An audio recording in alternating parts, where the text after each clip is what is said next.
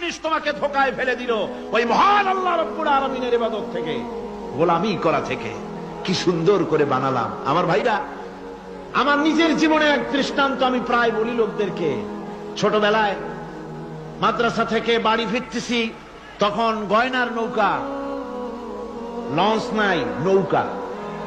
সেই নৌকা বিরাট লম্বা নৌকা, 4-5 জনে দাঁড় বায়, বড় বড় লম্বা লম্বা দাঁড়, শিপ নৌকা, খুব লম্বা নৌকা। এই নৌকাগুলি প্যাসেঞ্জার বহন করে। স্টেশন আসতে পরে ঢোল পিটায়, মানুষ এসে ওঠে। রাতের বেলায় চলতে হয়, রাতেই এগুলো চলতো বেশি, আজকাল এগুলি আর নাই। সেই নৌকার মাঝখানে থাকতো বাঁশ পোতা, 2 দিকে মানুষ শোবে, নৌকার 2 দিকে মাথা দিয়ে, 1 দিকে পা দিয়ে শোবে। ছাত্র জীবন শুয়ে আছে এরকম করে, কিন্তু পা লম্বা করা যায় না, পা লম্বা করলে আর একজনের বুকের উপরে গিয়ে ওঠে। এভাবে করে পা কতক্ষণ গোটো করে রাখা যায়? কিছুক্ষণ পর